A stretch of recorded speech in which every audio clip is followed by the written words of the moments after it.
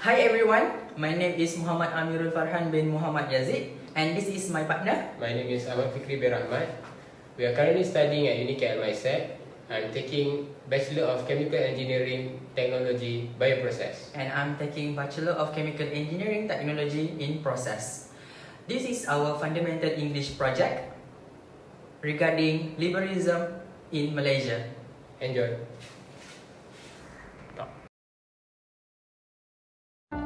Liberalism in Malaysia. In recent years, there is a growing discourse, debates after debates on whether the practical implementation of the liberal principles is suitable to be carried out in Malaysia. Generally, Malaysians are divided into two different groups. They are those who support, also those who oppose. Diverse opinions have been voiced by Malaysians when this topic is discussed, reflecting contradiction in culture. Therefore, we are going to dive in deeper into this topic to further discuss the current state of liberalism in Malaysia. In this video, we'll be exploring three pivotal aspects of liberalism in Malaysia. First, we'll unravel the historical journey of liberalism in the country.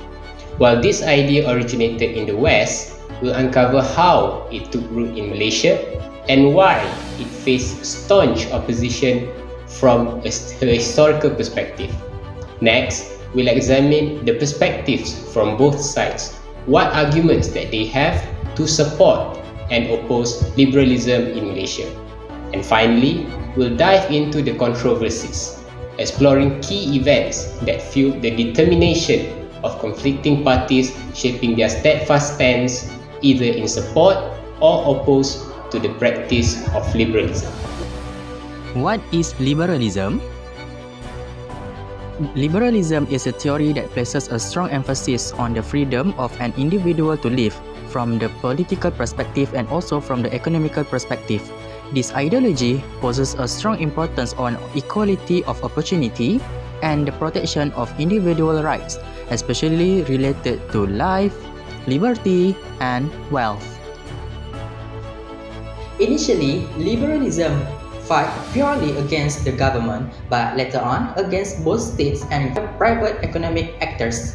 The vast majority of Malaysians still disapprove of liberal thinking because they see it as a foreign.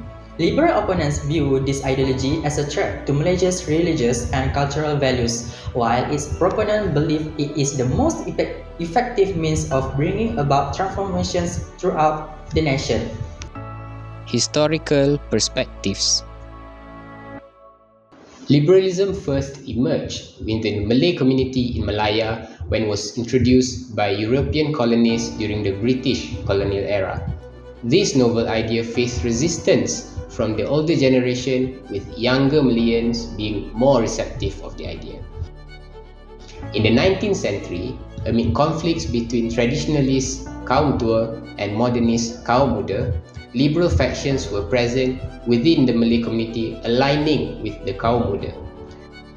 Despite the conservative backdrop, supporters of liberalism maintained a discrete identity, acknowledging societal challenges that necessitated a less overt stance during the early stages of liberal thought evolution. Though they move in a less dominant manner, the liberal views within the kaum muda can be seen through what they fought for. For example, their battle to provide education to Malay women in the colonial era. According to the kaum muda, education must be given to women. At the time, this thought goes against the conservatives in who forbid women to be educated. Malay society in general at that time considered that women should only be given basic education such as Aqidah and Al-Quran. It is enough that they have a strong religious belief. Mothers will then teach their daughters cooking and home economics before getting married. Famous Malay thinker Zakbar insists that with education, women can be independent. Don't give excuses for women not working. Education is not just for work, but to shape one's thoughts and views, he said. Long story short, their long-standing effort finally reaches fruition. Today, women are allowed to proper education. Other than that, there are multiple of girls' schools that exist in Malaysia today. Conservative societal attitudes in Malaysia are deeply rooted in traditional values and cultural norms. These attitudes shape the collective mindset of the population and influence various aspects of Malaysian society, including politics, gender roles, and social interactions.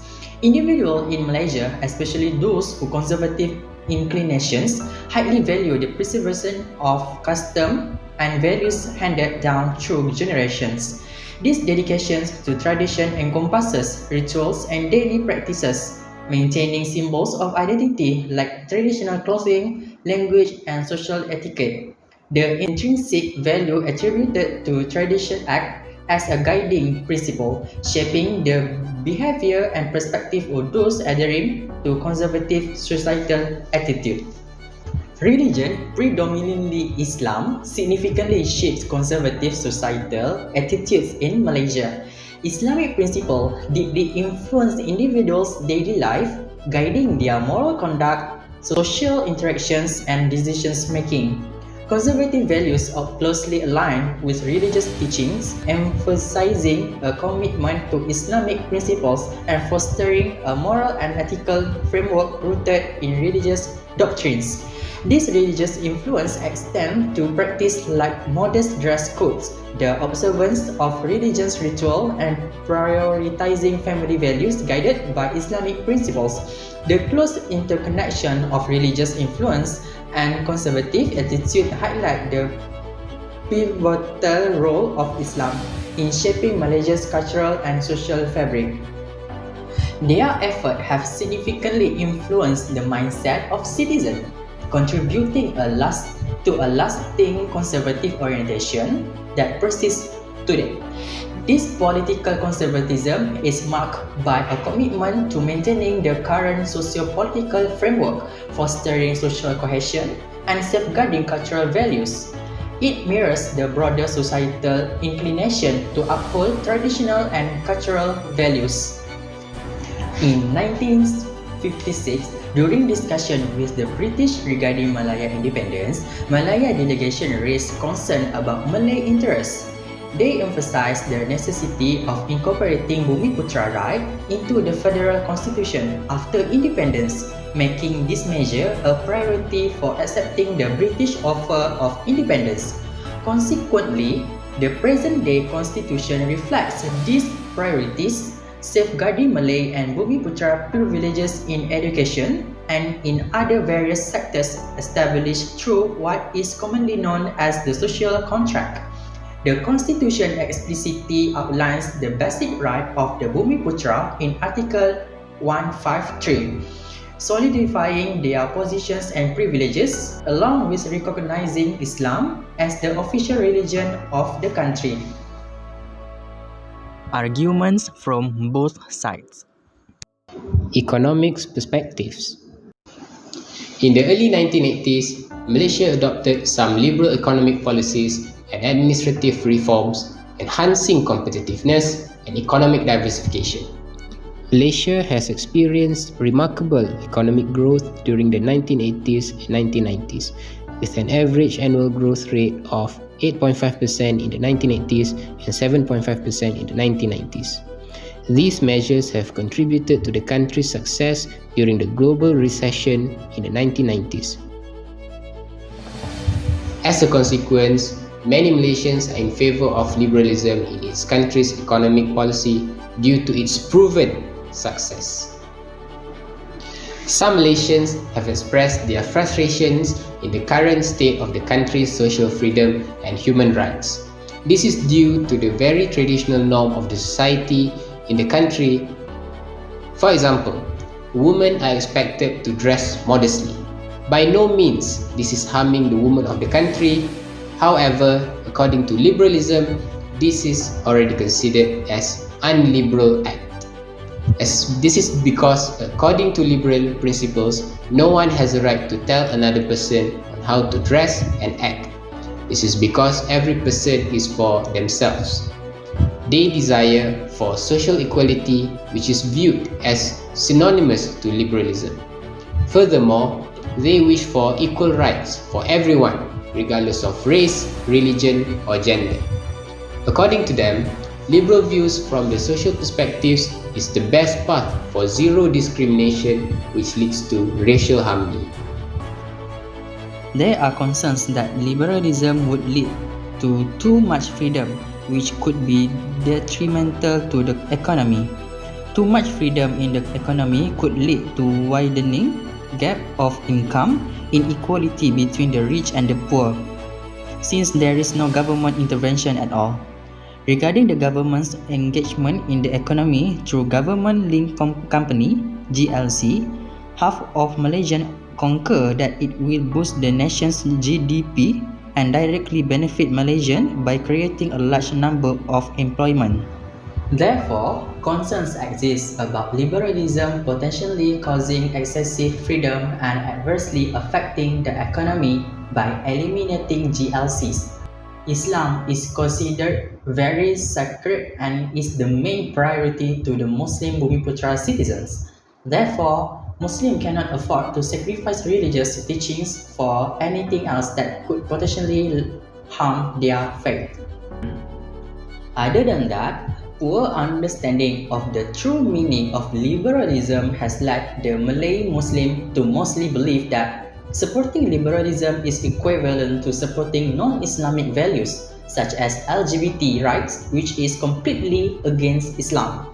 In addition, some also believe that the position of Bumiputra privileges is at stake of being abolished if liberalism is practiced, since the very basic principle of liberalism is equality rights regardless of one's race. Controversial occurrences. Within the realm of controversial occurrences supporting liberalism, the focus is on the Internal Security Act, or ISA. This legislative piece, initiated in 1960, was initially designed for the country's safety. However, liberal sentiments emerged in opposition to ISA due to alleged government misuse. Liberals contended that the act was politically motivated due to the arrest of several opposition politicians. They were charged under ISA, so they had to went through detention without any trial. Moreover, they argued that such actions curtailed freedom of speech and jeopardized human rights, contradicting the core principle of liberalism. And the climax of these efforts transpired with the repeal of ISA in 2011. However, this resolution ushered in a new legislative era with the introduction of the Security Offences Special Measures Act 2012, otherwise known as SOSMA. This replacement, however, often perceived as less severe and was particularly noted for its subsection 4(3), which states, "No person shall be arrested and detained under this section solely for his political belief or political activity." In contrast to the support of liberalism in context of controversial occurrences, there emerged contrasting viewpoints from conservative. For example, concerning the ratification of a convention proposed by the United Nations in Malaysia. In 2018, a shift in government dynamic occurred as a new administration, distinct from its conservative predecessor, took charge. This fresh government, characterized by subtle left-wing influence, put forth a proposal to ratify ISA within the Malaysian context. ISA, formerly known as the International Convention on the Elimination of All Forms of Racial Discriminations, seeks to eradicate racial discrimination comprehensively. However, it faced skepticism and resistance from the conservatives due to its perceived conflict with one of the existing articles in the federal constitutions. The conservatives' objection to ISA is rooted in the perceived contradiction with Article 153. this article, a crucial component of the social contract, affords special privileges to Bumiputra Malaysian. The concern raised by conservatives is that the ratification of ISET might overpower or dilute the privileges granted by Article 153 to Bumiputra citizens. Hence, it has led to apprehension among Bumiputra citizens, particularly the Malays, thereby sparking strong oppositions against the endorsement of the convention. In response to the proposed idea of ratifying ISET in Malaysia by the new left-leaning government in 2018, various actions were taken. A mass protest was organized, and notably Malay leaders, particularly those in the oppositions, voiced their oppositions against the government's stance. Ultimately, the culmination of this action led to a significant outcome. The government opted to backtrack on their initial